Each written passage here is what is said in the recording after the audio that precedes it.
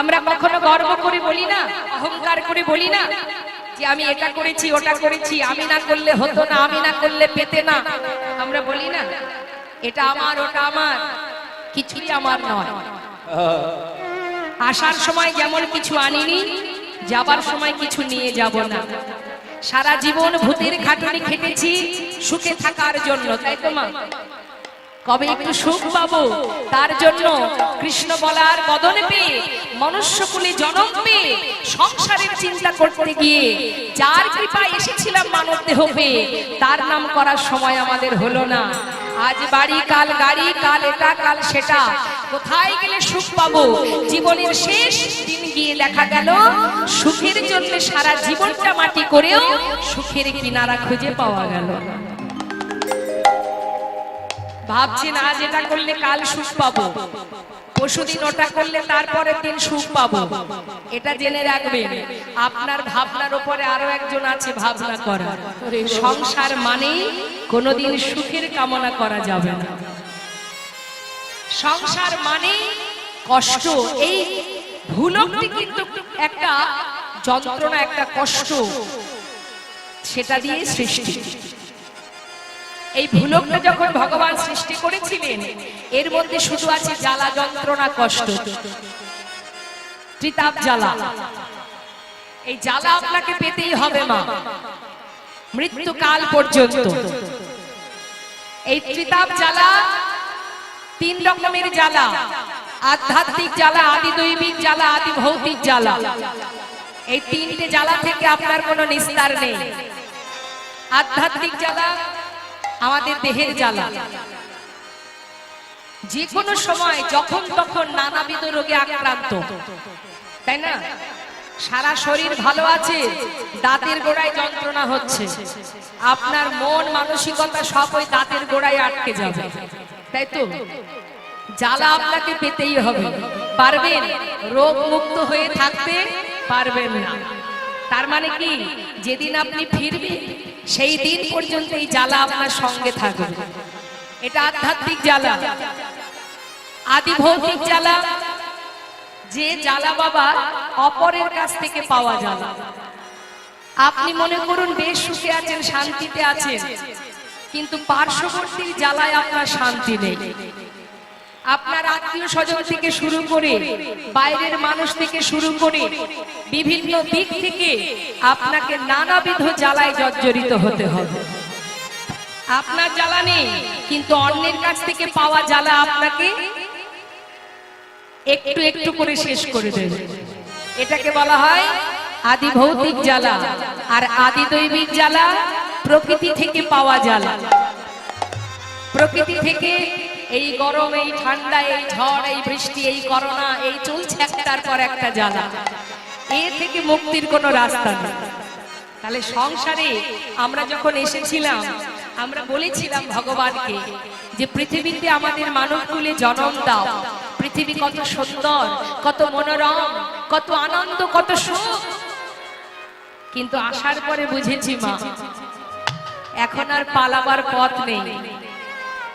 এই জ্বালা তোমাকে ভোগ করতে হবে, কারণ তুমি ভুলকে এসে গেছো। ভোগ পরিপূর্ণ হবে তারপরে তোমার যাওয়া, তার আগে আর যেতে পারবে না। আসার আগে ভেবেছিলাম বোধহয় এখানে অনেক সুখ আছে, কিন্তু আসার পরে বুঝলাম নেই। সংসার জীবনে কোনো সুখ নেই। সুখ সেখানে যে জন কৃষ্ণ ধনে ধনী হতে পারে, যে জন গোবিন্দ ধনে ধনী হতে পারে, যে জন ভগবানকে ভালোবাসতে পারে। আপনি এখন সংসার কর্ম ফেলে এখানে এসেছেন, তো এই যে সুন্দর একটি জায়গায় বসে আছেন আপনারা আবল বৃদ্ধ বনিতা সবাই আছে। যে দিন মজুরি খাটে সেও বসে আছে, যে মাসে 1 লাখ টাকা রোজগার করে সেও এই আসনে বসে আছে। ভগবানের পরিবারে কোনো ভেদাভেদ নেই, সকলেই এক। আর যতক্ষণ আপনারা লীলা কথা শ্রবণ করবেন, দেখবেন আপনাদের মন মনোভাব, আমাদের ভিতরে জ্ঞান চৈতন্য চেতনা সবকিছু ভুলে গিয়ে যদি মনে প্রাণে লীলা আস্বাদন করেন, তাহলে সংসার কিছুক্ষণের জন্য আপনার জীবন থেকে দূরে সরে যাবে। আর হরিনাম শুনলে, কৃষ্ণ নাম শ্রবণ করলে আপনার কিন্তু সংসার থেকে যদি কোনো কষ্ট পায় তাতে জ্বালা হয়, কিন্তু হরিনাম শ্রবণ করে যদি কোনো জীব দুফোঁটা নয়ন বাড়ি বরিশন করে তাতে জ্বালা হয় না, তাতে শান্তি হয়, তৃপ্তি হয়, আনন্দ হয়, জীবনের অনেক কষ্ট দূরীভূত হয়। তাই মাগো, সংসার বড় যন্ত্রণাদায়ক, এখানে কোনো সুখ নেই। নাম যদি সুখ যদি পেতে হয়, হরি নাম করো। যখনই ভিতরে কোনো কষ্ট কাজ করবে, প্রাণ ভরে হরি নাম করবেন, ভগবানের কাছে যাবেন, প্রভুর সম্মুখে বসে তার গুণকীর্তন করবেন, তার সঙ্গে নিজের মনের কথা বলবেন, দেখবেন শান্তি পাবেন। তাহলে যাকে না দেখে ভালোবাসা যায়, ভরসা করা যায়, সেই হচ্ছে বিশ্ব ব্রহ্মাণ্ডের মালিক, আমাদের জগৎ পিতা। নিতাই গৌর হরি বল। তাই শুধু আমার আপনার মতো নয়, কত বিধর্মী, কত মুসলমান ভক্ত, ভগবান বললেন আমার কাছে তো কোনো জাত নেই, প্রত্যেকটি জীব আমার সন্তান, যেগুলোই জন্ম নিক না কেন, জন্ম হোক যথা তথা, কর্ম করো ভালো। তুমি যদি কর্মটা সঠিক করতে পারো, অবশ্যই তুমি ভগবত কৃপা লাভ করতে পারবে। তার প্রমাণ, একটা নোংরা জায়গাতেও যদি তুলসী বৃক্ষ জন্ম নেয়, সেই তুলসী পত্র দিয়ে ভগবানের সেবা হয়। কিন্তু অনেক যত্ন সহকারে যে ফুল ফোটানো হয়, গোলাপ ফুল, আর পাকের মধ্যে ফোটে কি পদ্ম ফুল। তাহলে একটা নোংরা জায়গা, একটা পচা পাকের মধ্যে জন্মালো পদ্ম, আর বাবুদের বাগানে ফুটলো গোলাপ। এই দুটো ফুলের মধ্যে কে পেয়েছে গোবিন্দ চরণ? জন্ম তোমার যেখানে হোক কোনো দুঃখ নেই, তোমার কর্ম যদি সঠিক থাকে, তোমার লক্ষ্য যদি সঠিক থাকে, আর কেউ তোমার পাশে থাকুক বা না থাকুক, ভগবান সদা সর্বদাই তোমার ভরসা যদি করতে হয়, নির্ভরশীল যদি হতে হয়, সংসারের প্রতি ভরসা করো না। নির্ভরশীল হতে গেলে একমাত্র গৌর চরণকে সার করো, তার চরণকে নিজের সম্পদ মনে করো, হরিনাম সার করো, আর কিছু করতে হবে না। কৃত্যে যথায়তে বিষ্ণু ত্রেতায় যজ্জতে মোক্ষ, তারপরে পরিচর্যং কলো তদ্ধরি সংকীর্তন। নাম ছাড়া কলিজীবের নাহি আর ধর্ম, সর্বধর্ম সার নামেই শাস্ত্র মন। নামেই মুক্তি মা, নামেই উদ্ধার। জেনে রাখবেন, নাম ছাড়া আমাদের আর উদ্ধারের কোনো রাস্তা নেই। হরিনাম তো করাই যায়। রাধারানী আয়ানের ধরণী হয়ে কর্ম করেছে, রন্ধন করেছে, মন দিয়েছিল গোবিন্দের কাছে, সদা সর্বদাই তার মনে একজনই বসেছিলেন, অনাদি আদি গোবিন্দ। তাই তুমিও কর্ম করো, রন্ধন করো, সংসার করো, ছেলে মেয়ের ভবিষ্যৎ তৈরি করো, সবই করো, এগুলো তোমার দায়িত্ব, কিন্তু মনটা দিও না। মন যদি দিতে হয়, সঁপে দাও গোবিন্দ চরণে। নিতাই গৌর হরি। তাহলে একসঙ্গে দুটো কাজ, কৃষ্ণ ভজন, সংসারের প্রতি দায়িত্ব কর্তব্য, দুটোই পালন হবে। তাই আজ প্রেমময়ীর আহা করুণাময় গৌর হরি, তিনি অপূর্ব মধ্যাহ্নকালীন সময় জেনে, সেই অপূর্ব সময় দেখে রাধার কথা মনে পড়ে গেছে, রাধা ভাবে বিভোর হয়ে সেই ভাব প্রকাশ করছেন। মহাজন বললেন, এই জগতের সোনা আর গৌর সোনার তুলনা হয় না। এই জগতের সোনা কারোর ঘরে থাকলে তার ভিতরে অহংকার জন্মায়। কারোর ঘরে যদি একটু সোনা বেশি থাকে, তার ভিতরে অহংকার জন্মায়, আমার এই আছে ওই আছে। হ্যাঁ, ভিতরে ভিতরে অহংকার। অহংকার শুধুমাত্র অর্থে হয় না মা, অহংকার বিভিন্ন কারণে হয়। পাণ্ডিত্যের অহংকার হয়, রূপের অহংকার হয়, তাই না বাবা? আবার ধন সম্পদের অহংকার হয়। কিন্তু জেনে রাখবেন,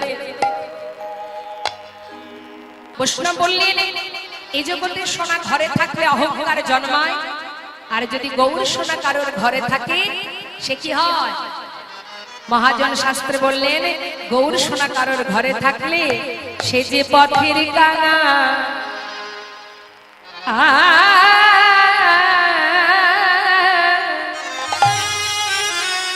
কাঙাল হয়ে যায় গো সে যে পথের কাঙাল, পথের কাঙাল হয়ে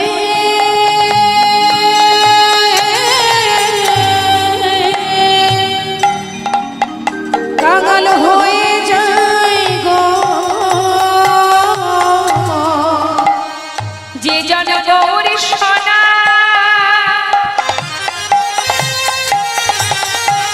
ভালোবাসিতে জানে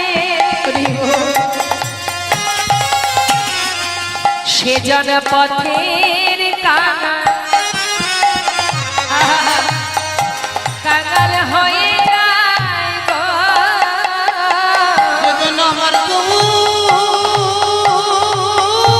সোনা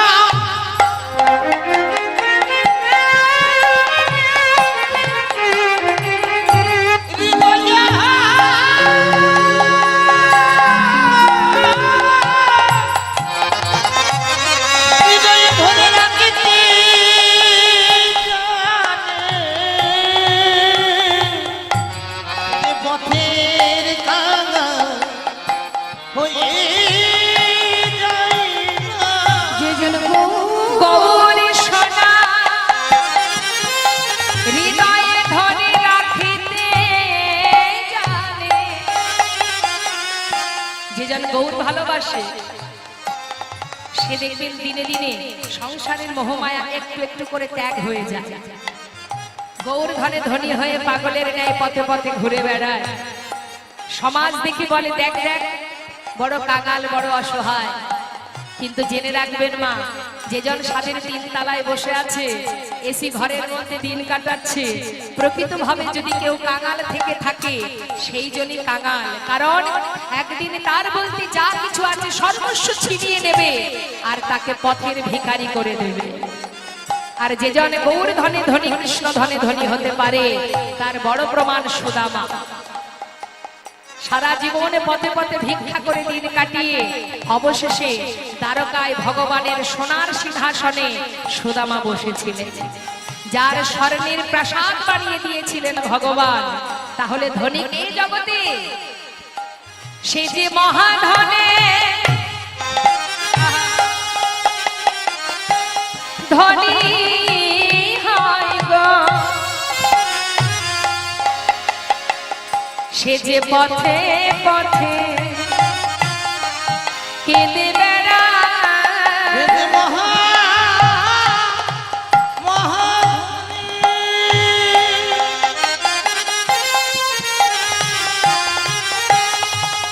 ধনী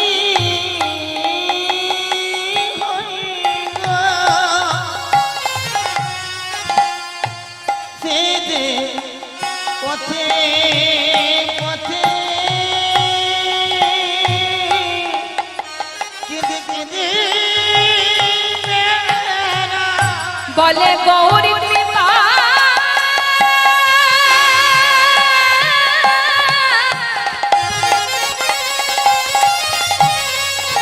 গৌরী কৃপা একবার করো রে। সে যে পথে পথে ঘুরে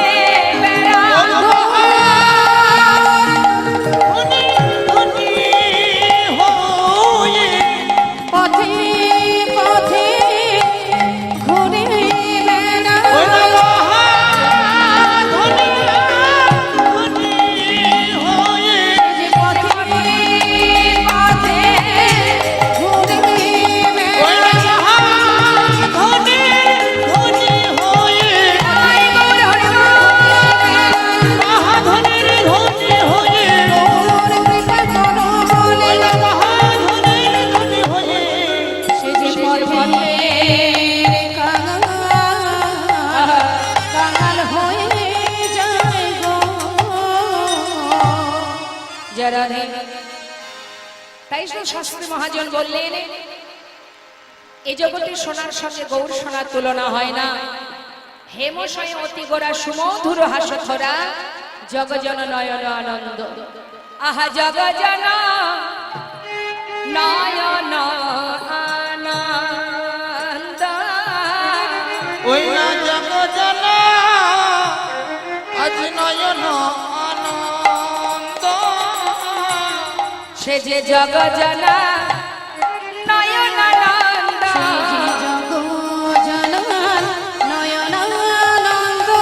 যারে দেখলে প্রাণে হয় আনন্দ। সে যে জগজন নয়ন আনন্দ।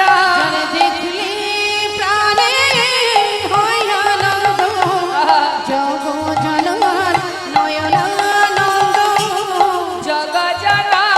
ওই না নয়ন আনন্দ। ওই না জগজন নয়ন আনন্দ। পিরিতি মূরতি কি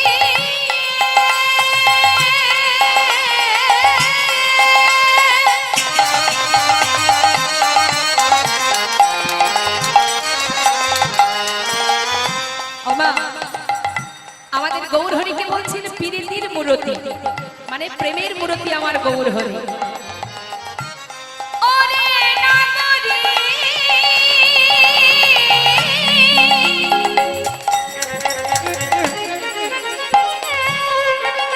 ওরে নাগরী রে, একবার দেখে যা গৌর মূরতি। ওই না পীড়িতির মূরতি।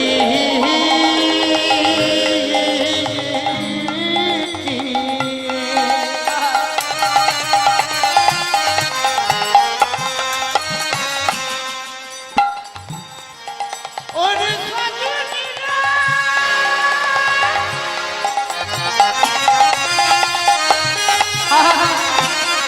ওরে প্রাণ সজনী, ওরে প্রাণ সজনী আমার। ওরে মূরতি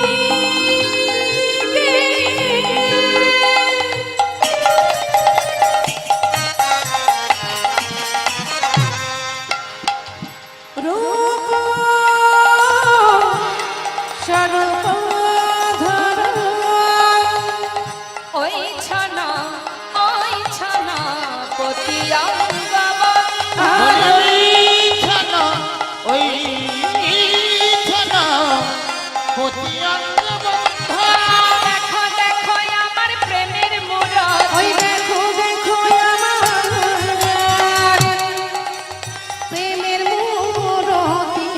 যারে দেখলে প্রাণে হয় গো ভক্তি।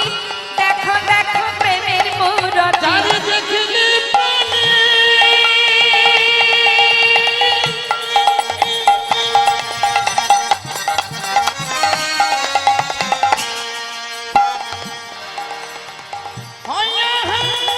আনন্দ।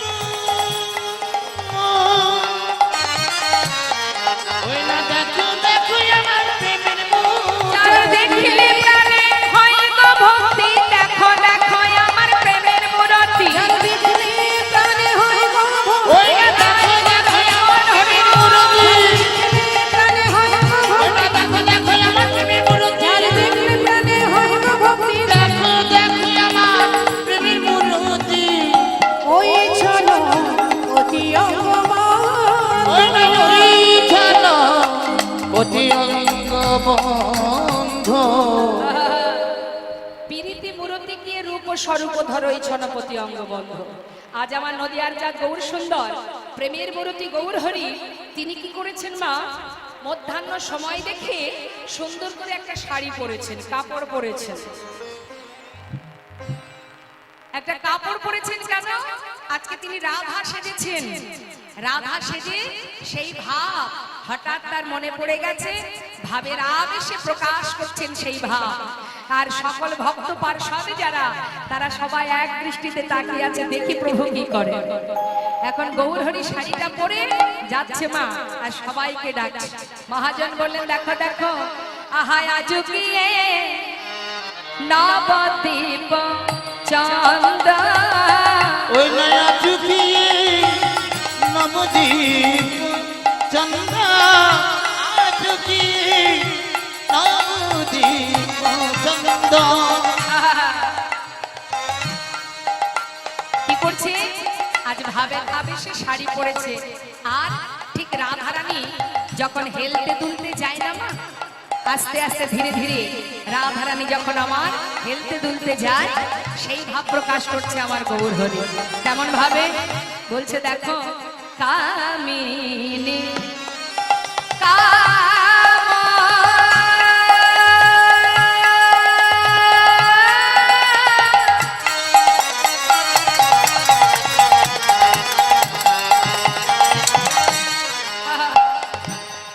কামিনী মানে রাধারানী, ওই দেখো কামিনী কাম,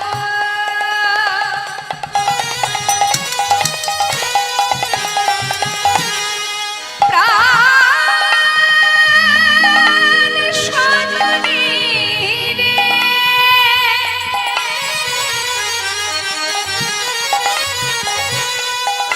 আমার আমার গৌরহরি,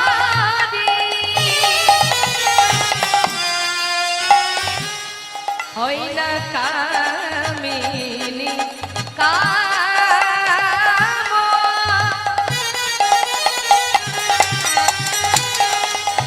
কলিকাত ছো মানস, অগতি আছো গতি আছো গজ জীবন্ত,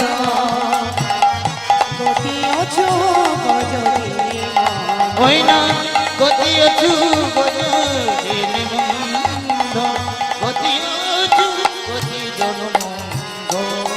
সেজেছে কামিনী সেজেছে কিশোরী, সেজেছে কিশোরী, সেজেছে কিশোরী, ভাবনিধি গৌরহরি সেজেছে কিশোরী, ভাবনিধি গৌরহরি সেজেছে কিশোরী, ভাবনিধি গৌরহরি সেজেছে কিশোরী, ভাবনিধি গৌরহরি সেজেছে কিশোরী, মধ্যাহ্ন সময় জানি সেজেছে কিশোরী, অধ্যয়ন সময় জানি সেজেছে কিশোরী, মধ্যাহ্ন সময় জানি না জানি কোন ভাবে রুদন, নাই গৌরহরি ভারী রুদন, সেজেছে কিশোরী, ভারী রোদা সেজেছে কিশোরী, ভারী রোদা সেজেছে কিশোরী, সেজেছে কিশোরী। আহা গতি অছো গজজিনি মন্দ, গতি ওছো গজজিনি মন্দ, ওই না গতি অচু গজেন বন্ধ, গতি অচু গজেন বন্ধ। আহা, আজ রাধারানী ভাবে ভাবিত হয়ে গৌরহরি আমার একবারে সুন্দর করে শাড়ি পরে হেলতে দুলতে যাচ্ছে সেই ভাবে। মহাজন বললেন, দেখো দেখো মাঝ বিনহি পুনা,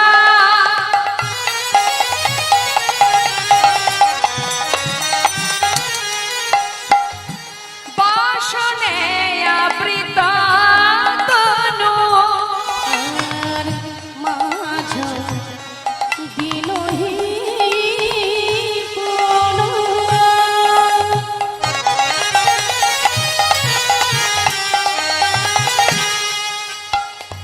বসনে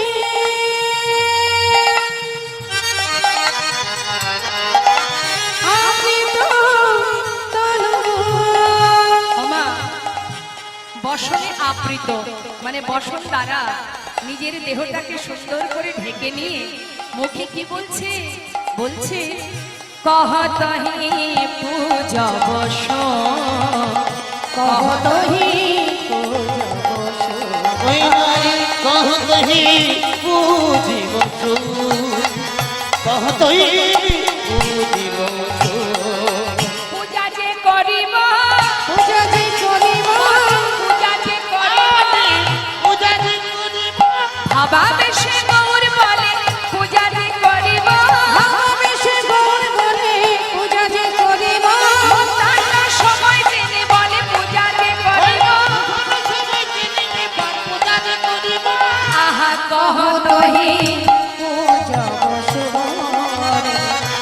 কহতহি পূজব ওই না কহতহি পূজিব সুর কহতহি পূজিব সুর মুখে বারবার বলছে তোরা কে কে যাবি আয় মধ্যাহ্ন সময় হয়েছে সূর্য পূজায় যাব মোরা প্রভু আমার সুন্দর করে শাড়ি পরে রাধা ভাবে বিভোর হয়ে ডাকছে অষ্টসাত্ত্বিক ভাবে হৃদয় হয়েছে মা কম্প পুলক ঘাম সর্বঙ্গ অনুপম নয়নহি জলে পরিপূর্ণ আজ প্রভু অষ্টসাত্ত্বিক ভাবে রাধা ভাবে বিভোর হয়ে পথ ধরে যাচ্ছে কেমন ভাবে যাচ্ছে একটু শুনুন তাহলে রাধা রানী গোবিন্দ সেবায় যাবার পথে মনে মনে ভাবে বাদিনী পিছন থেকে দেখছে না তো তার মনে মনে চিন্তা হয় যে বাদিনীকে আড়াল করে এলাম কি জানি বাবা তারা আবার দেখছে না তো তাই পথে যেতে যেতে বারবার রাধা রানী আমার ঘোমটার আড়াল দিয়ে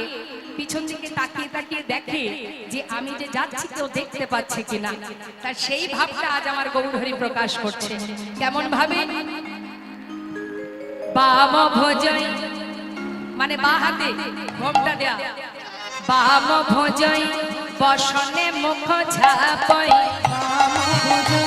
বসনে মুখ ওই না বাম ভুজয় বসন মুখ ঝাপয়ে বসনে মুখ বাম নয়নে ঘন চাই গো বাম নয়নে ঘন চাই গো না বামে নয়ন ঘন চাই গো নয়নে ঘন চাই যাচ্ছে কিন্তু বারবার পিছন দিকে দেখছে আর কি বলছে কেউ দেখিল নাকি হে কে দেখলো নাকি হে দেখলো না ওই না বাদিনীর গান তারা কে দেখলো নাকি হে দিদি গঞ্জরা তো দেখলো নাকি হে সূর্য পূজায় যাব মোরা কেউ দেখিল নাকি ওই না সূর্য পূজায় যাব মোরা কেউ দেখলো নাকি হে বাম নয়নে ঘন চাই বামে নয়ন ঘন চাই চাই গো বামে নয়ন ঘন চাই চাই গো বামে নয়ন ঘন চাই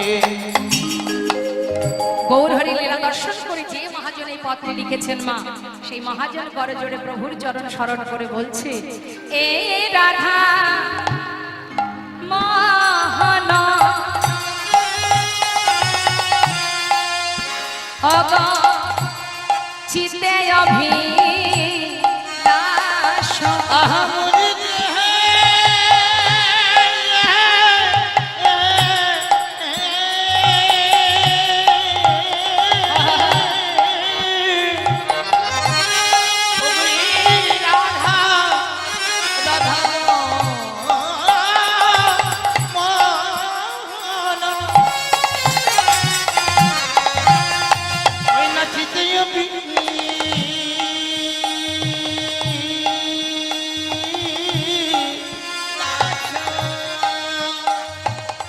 চিতে অভিলাষ মানে হৃদয়ে মাঝে একটা অভিলাষ আছে যে মহাজন এই পদ লিখেছেন কি অভিলাষ সইচরণ যেন হে দেবা সইচরণ যেন পাই গো আহা সইচরণ যেন পাই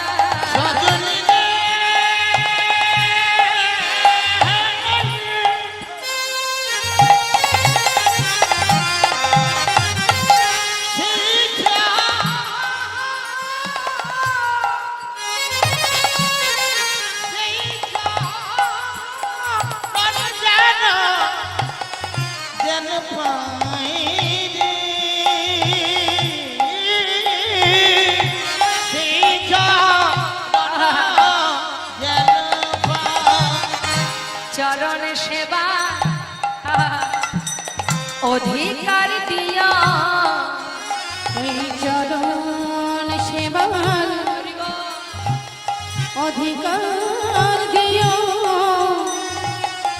আমি আর কিছু প্রভু চাই না গো শুধু চরণ সেবা অধিকার দিয়া আমি আর তো কিছু চাই না বধু যেন চরণ সেবা অধিকার দিয়া আমি আর কিছু চাই না দয়াল বল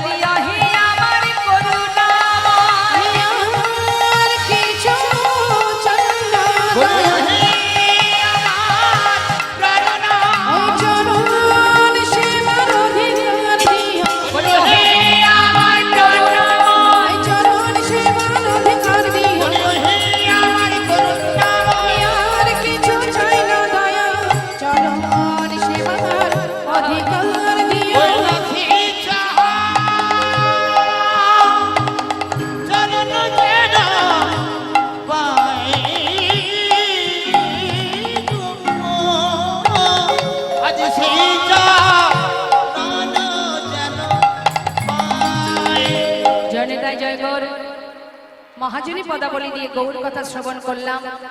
ভগবান সেই সূর্য পূজা প্রকাশ করলেন, গৌর হরি প্রকাশ করলেন নদিয়ার মাঝে। এবার আমরা চলে যাব বৃন্দাবনে রাধারানী কিভাবে সূর্য পূজায় গিয়ে গোবিন্দ দর্শন করেছিলেন। চলে যাব সেই লীলা সাধনে শ্রীধাম বৃন্দাবন ধামে। সবাই মিলে একবার উলুধ্বনি হরিধ্বনি করে নি, তাই গৌর হরি বল, হরি বল, হরি বল।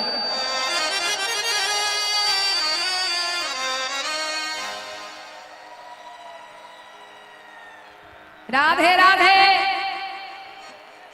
চলো চলো চলে যা।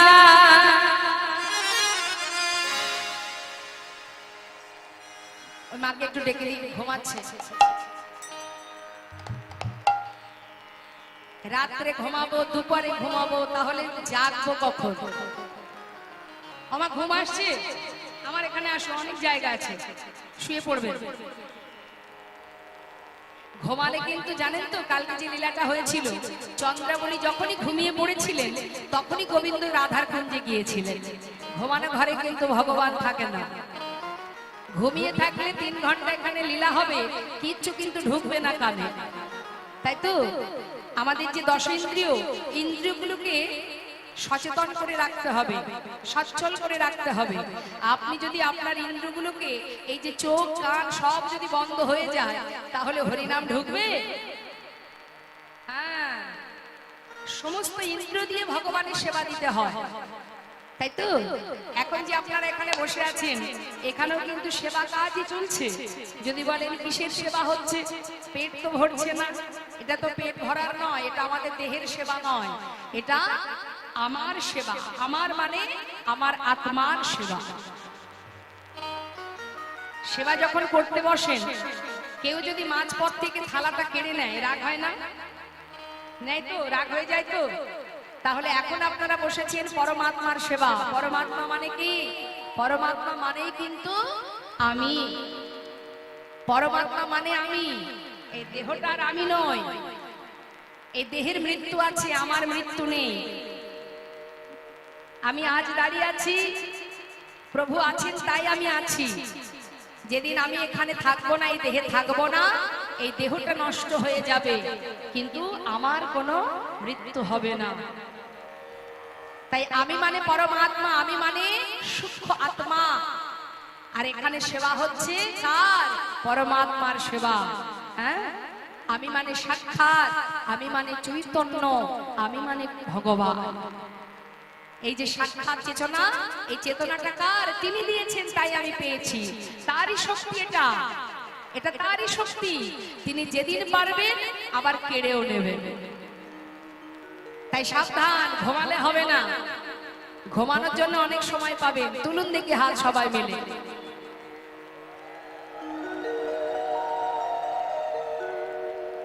চলো চলো চলে যা বৃন্দাবনে, চলো রে সবাই। চলো চলো চলে যাও বৃন্দাবনে, চলো রে সবাই। চলো চলো চলে যাই, চলো চলে যাই বৃন্দাবনে, চলো রে সবাই।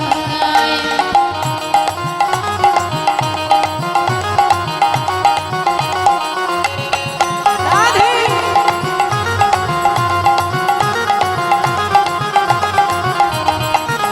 আহা চলো চলে যাই, চলো চলে যাই বৃন্দাবনে, চলো রে সবাই। একবার চলো চলে যাই, চলো চলে যাই বৃন্দাবনে, চলো রে সবাই। আহা শ্রীমতীর সাথে লয়ে, তাই নাকি? শ্রীমতীর সাথে লয়ে হোলি খেলেছে সবাই। চলো চলে যাই বৃন্দাবনে, চলো রে সবাই। চলো চলো চলে যাই বৃন্দাবনে, চলো রে সবাই।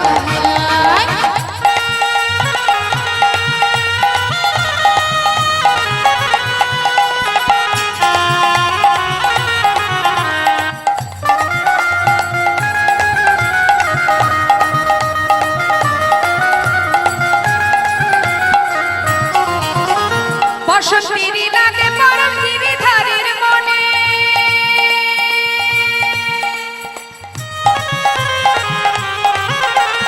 আগের রানে খেলে হরি রাধা রানীর সনে। বসন্ত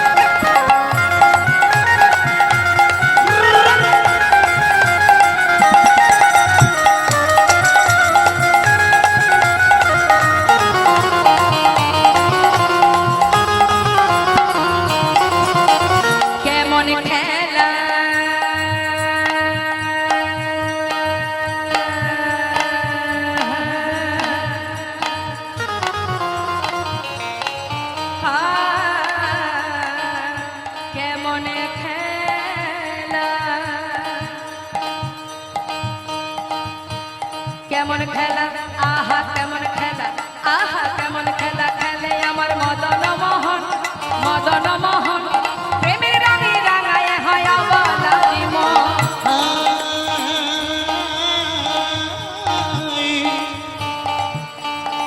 কেমন খেলা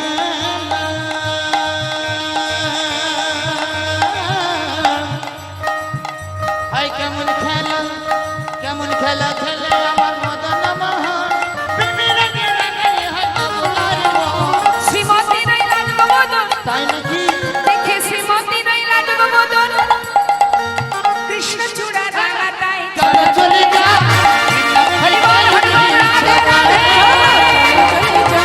বৃন্দাবনে চলো রে সবাই ওই না বৃন্দাবনে চলো রে সবাই বৃন্দাবনে চলো রে সবাই ওই না বৃন্দাবনে চলো রে সবাই বৃন্দাবনে চলো রে সবাই বৃন্দাবনে চলো রে সবাই। বৃন্দাবন ধাম কি জয় রাধা রানী কি জয় বাঁক বিহারী লাল কি জয় রাধে রাধে রাধে শ্যাম। সুধা বৃন্দাবন গোবিন্দ প্রভাত কালে ক্ষীর স্বর নবনী সেবা করে চলে গেলেন গোষ্ঠ মাঝে। চন্দ্রশালিকায় বসে বসে রাধারানী সখী বেষ্টিত হয়ে গোবিন্দের গমন দর্শন করে নয়নের জলে বুক ভাসিয়ে কাঁদছে আর সখীদের কাছে মনের দুঃখ জানাচ্ছে। হরি বল। মায়েদের আবার উলুধ্বনি উলুধ্বনি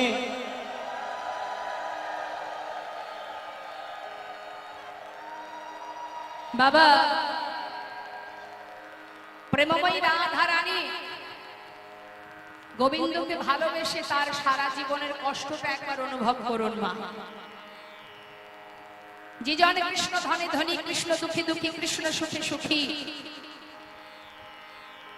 সেই রাধা রানীর কষ্টটা একবার ভেবে দেখুন। গোবিন্দ জীবকে বুঝিয়ে গেছেন, জীবকে শিখিয়েছেন, জানিয়েছেন, বুঝিয়েছেন সবার আগে ধর্ম আগে, ধর্মকে রক্ষা করার জন্য আমার যুগে যুগে অবতার। আমি এসেছি যুগে যুগে ধর্মকে রক্ষা করবার জন্য, জীবকে রক্ষা করবার জন্য। রাধা রানী সারা জীবন একদিন দুদিন নয় শত বৎসর হারা হয়েছিলেন গোবিন্দকে। সেই প্রেমময়ী রাধা রানী তথা শ্বাসে প্রশ্বাসে নিঃশ্বাসে প্রশ্বাসে গোবিন্দ ছাড়া আর কিছু জানতেন না। আমরা শুধু আমাদের কষ্টটা মনে করি না, একবার ভেবে দেখুন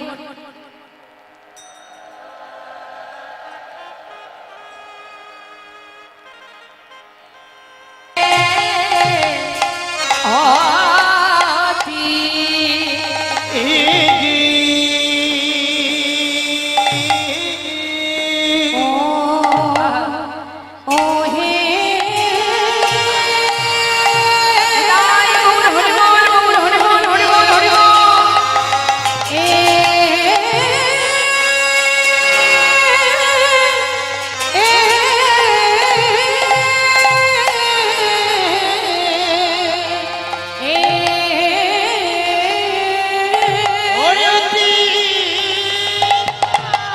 দেখো দেখো কিনা ভাবে ওই হরে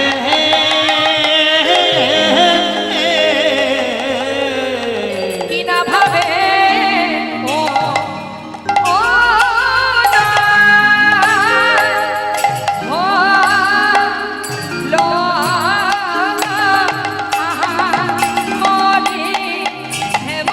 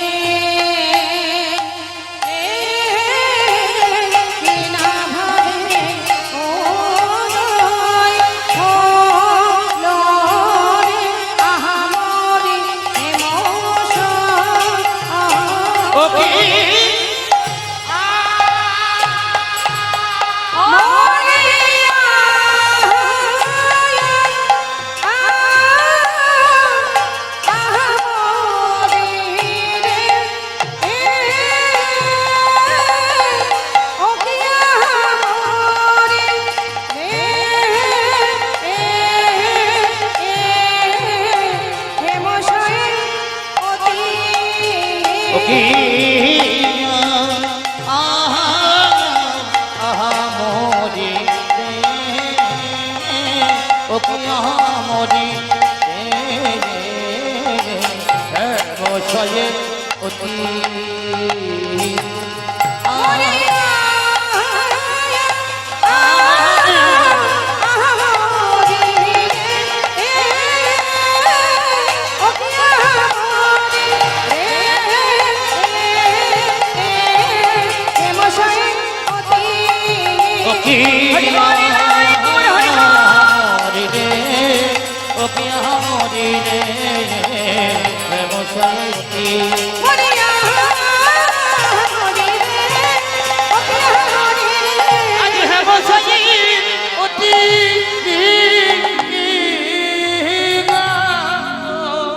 হেমশয় অতি গোরা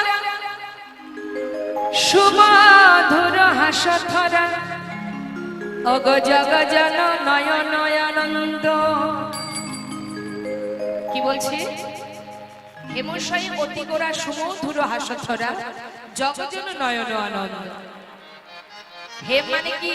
হরে কৃষ্ণ। ওমা আমার সঙ্গে কথা বলতে হবে। আজকের এই মুহূর্তটুকু আর কারোর সাথে কথা বলতে দেব না। হেম কথার অর্থ হচ্ছে হ্যাঁ সোনা। আমার বাবা সব জায়গায় থাকেন তো সব মুখস্থ হয়ে গেছে। এখন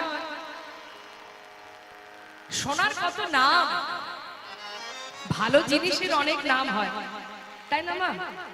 ধরুন কারোর একটা ছেলে, দেখবেন আদরের সন্তান হলে তার 10টা নাম থাকে, থাকে না? ঠাকুমা এক আদরের নামে ডাকে, মা বাবা এক নামে ডাকে, বন্ধুরা এক নামে ডাকে, আবার কাগজে কলমে এক নাম থাকে, কত নাম।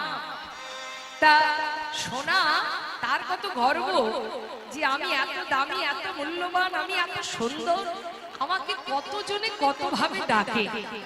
কেউ বলে হেম, হেম মানে সোনা, কাঞ্চন মানে সোনা, হাটাক মানে সোনা, বাবা কত নাম তার। তা গর্ব তো হওয়ার বিষয়। অহংকার সোনার খুব গর্ব যে আমার মতো সুন্দর, আমার মতো দামি আর কেউ নাই, নিতাই গৌর হরি। কিন্তু ভক্ত কি বলছে? সোনা, আমরা নদিয়ার গৌরকে বলি না, নদিয়ার চাঁদ আমার সোনার গোরা, হরি বল হরি। এই সোনার গোরা কথাটা বললেই আমাদের মনে হয় সোনা অর্থাৎ এই জগতের যে সোনা, সেই সোনার মতো দেখতে আমার গৌর হরি। এটা আমরা ভেবে বসি, মনে মনে ভাবি। তা সোনার মতো দেখতে গৌর সুন্দর, শাস্ত্রে বললেন তার সঙ্গে কিঞ্চিত তুলনা করা যায়, কিন্তু সোনার গোরা বলা যাবে না। কেউ যদি বলে নদিয়ার চাঁদ সোনার গোরা, তাহলে মুশকিল, কারণ সোনার গোরা কখনো হতে পারে না। গৌর হরির সঙ্গে সোনার তুলনা করছেন কেন? জীবকে বোঝাবার জন্য যে তার অঙ্গ কান্তি, তার সৌন্দর্যটা কেমন, কেমন তার অঙ্গের বরণ, দেখতে কেমন, এটা বোঝাবার জন্য সোনার সঙ্গে তুলনা করছেন। তাই বলে সোনার গোরা হতে পারে, কারণ এই সোনা আর ওই সোনা যে আকাশ পাতাল তফাৎ। কি তাই তো মা? দেখুন তফাৎ গুলো দুটো একটা আপনাদের বোঝাই। গৌর সোনা এই জগতের সোনা। এই সোনা যদি কেউ যদি চোখে একবার দেখে, মনে করুন কেউ যদি একটা অলংকার তৈরি করে, সোনার গহনা বানায়, আপনাকে যদি বলে দিদি একটা সোনার গহনা বানিয়েছি, দেখে আসিস, এত ভরির, এত দামি, এত টাকার, এই এই ব্যাপার, আপনার কিন্তু মনটা উথাল পাথাল করবে, যাইতে একবার দেখে আসি গহনাটা কেমন, তাই না? আপনি দেখতে গেলেন বাবা, সোনার গহনাটা দেখে ঘরে এলেন, পরের দিন আবার মনে হবে যাই তো আর একবার দেখে আসি, মনে হবে না। তারপরের দিন আবার মনে হবে যাই না আর একবার দেখে আসি। অর্থাৎ এই জগতের সোনাকেও একবার দেখলে দ্বিতীয়বার দেখবার ইচ্ছা তৈরি হয় না। কিন্তু যদি কোনো ভাগ্যবান ভাগ্যবতী যদি সৎ গুরুর কৃপায় সেই সোনার গৌর হরি, নদিয়ার চাঁদ সেই গৌর সুন্দর, ওই গৌর সোনাকে যদি কোনো ভাগ্যবান ভাগ্যবতী চোখে একবার দেখে, সে আর সেই গৌর হরির কাছ থেকে নয়ন আর ফেরাতে পারবে। হরি বল, হরি বল।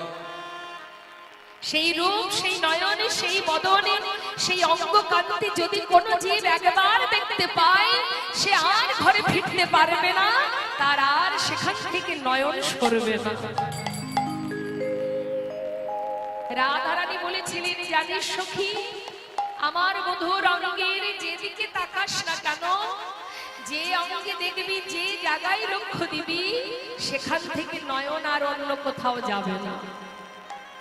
কেউ যদি তার চরণে নয়ন দেয়, সেইখানেই তার দৃষ্টি আটকে যায়। কেউ যদি নয়নে নয়নে দেয়, সেখানেই তার দৃষ্টি আটকে যায়। যেখানেই তাকাবি, সেখানেই তো দৃষ্টি আটকে যাবে, আর তুই নয়ন ফেরাতে পারবি না। এমন অপরূপ রূপ, যে রূপ দেখে ত্রিভুবন ভুলে যায়।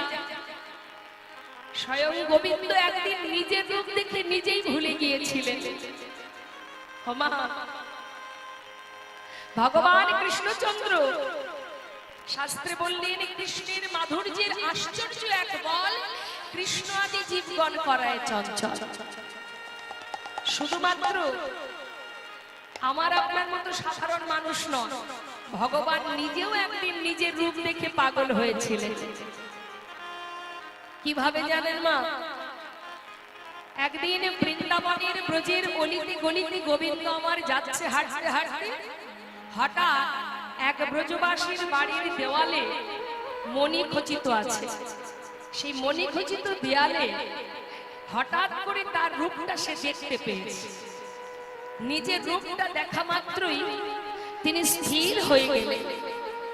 এক দৃষ্টিতে সেই রূপ মাধুর্যময়, সেই করুণাময় গোবিন্দের রূপটা দর্শন করছে স্বয়ং গোবিন্দ।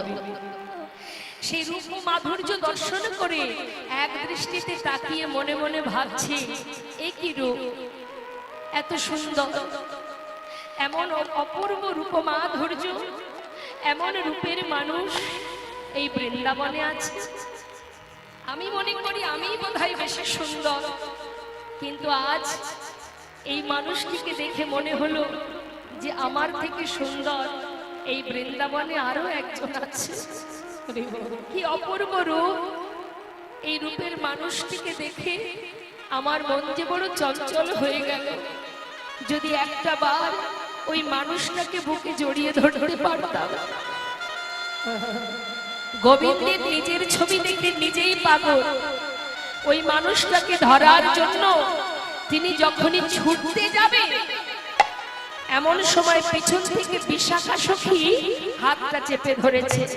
চেপে ধরে বলছে, হে গোবিন্দ, দাঁড়াও দাঁড়াও দাঁড়াও। কি ব্যাপার?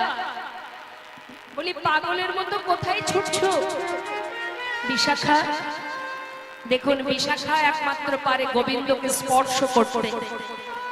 গোবিন্দকে স্পর্শ করতে কে? শুধুমাত্র বিশাখা সখী। বিশাখা সখী হাতটা চেপে ধরে বলছে, শ্যামনগর, পাগলের মতো কোথায় যাচ্ছ? বিশাখা, দেখো কি অপূর্ব সুন্দর, কি অপূর্ব রূপ। জানো বিশাখা, এতদিন ভেবেছিলাম আমি বোধহয় সুন্দর, কিন্তু আজ এই রূপের মানুষটাকে দেখে আজ আমি বুঝেছি যে আমার থেকেও সুন্দর এই বৃন্দাবনে আরো কেউ আছে। জানো, ওই মানুষটাকে একটি বারের জন্য ধরবো বলে আমি ছুটে যাচ্ছি। একবার ওকে জড়িয়ে ধরতে চাই। দাঁড়াও। হে গোবিন্দ, তুমি যে মানুষটাকে ধরবে বলে ছুটে যাচ্ছ, তাকে তো তুমি ধরতে পারবে না। কেন পারবো না? পারবে না, কারণ বিষয় হয়ে কখনো বিষয় ধরা যায় না। যাকে তুমি ধরবে বলে ছুটে যাচ্ছ সে হলো বিষয়, আর তুমি নিজে একজন বিষয়। তো বিষয় হয়ে কখনো বিষয় ধরা যায়? হ্যাঁ, তুমি ওকে ধরতে পারবে না। আর যাকে ধরবে বলে তুমি ছুটে চলেছো, সে তো আরো একজনের কাছে ধরা পড়ে আছে। চিরতরে সে ধরে রেখেছে, তাকে তুমি ধরতে পারবে না। ধরে রেখেছে এমন রূপের মানুষটাকে কে ধরে রেখেছে? বলো না, বলো না বিশাখা, কে ধরেছে? আমি একবার তার কাছে গিয়ে চোখের দেখা একবার দেখব, তারপরে আমি চলে আসব। গোবিন্দের কথা শুনে বিশাখা বলছে, আর কে? ওই রূপের মানুষটাকে ধরে রেখেছে আমাদের বৃষভানু রাজ নন্দিনী প্রেমময়ী রাধা রানী। তাই তুমি ওকে ধরতে পারবে না। বিলম্ব না করে গোবিন্দ ছুটতে ছুটতে যাচ্ছে রাধা রানীর কাছে। ছুটতে ছুটতে যাচ্ছে আর ডাকছে, রাধে